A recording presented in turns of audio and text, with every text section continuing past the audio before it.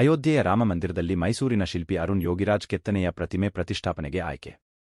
ಬೆಂಗಳೂರು. ಮೈಸೂರಿನ ಶಿಲ್ಪಿ ಅರುಣ್ ಯೋಗಿರಾಜ್ ಕೆತ್ತನೆಯ ರಾಮನ ಪ್ರತಿಮೆ ಅಯೋಧ್ಯೆಯ ಶ್ರೀರಾಮ ಮಂದಿರದಲ್ಲಿ ಪ್ರತಿಷ್ಠಾಪನೆಯಾಗಲು ಆಯ್ಕೆಯಾಗಿದೆ.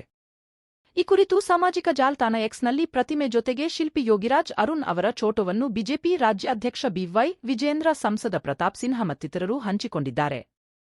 ಶ್ರೀರಾಮ ಹನುಮರ ಬಾಂಧವ್ಯಕ್ಕೆ ಕರುನಾಡ ನಂಟಿದೆ. ಇದೀಗ ರಾಮನೂರಿನ ಗುಡಿಯನ್ನು ಮೈಸೂರಿನ ಬಾಲರಾಮನು ಬೆಳಗುವನು. ಮೈಸೂರಿನ ಅಪ್ರತಿಮ ಶಿಲ್ಪಕಲಾ ಪ್ರತಿಭೆ ಅರುಣ್ ಯೋಗಿರಾಜ್ ಅವರ ಭಕ್ತಿ ಕೌಶಲ್ಯದ ಕೆತ್ತನೆಯಿಂದ ಪಡಿಮೂಡಿದ ರಾಮಲಲ್ಲಾ ಮೂರ್ತಿಯು ಜನವರಿ 22ರಂದು ಅಯೋಧ್ಯೆಯಲ್ಲಿ ಪ್ರಾಣ ಪ್ರತಿಷ್ಠಾಪನೆ ನೆರವೇರುತ್ತಿರುವುದು ಮೈಸೂರಿನ ಹಿರಿಮೆ, ಕರುನಾಡ ಹೆಮ್ಮೆಯಾಗಿದೆ ಎಂದು ವಿಜೇಂದ್ರ ಹೇಳಿದ್ದಾರೆ.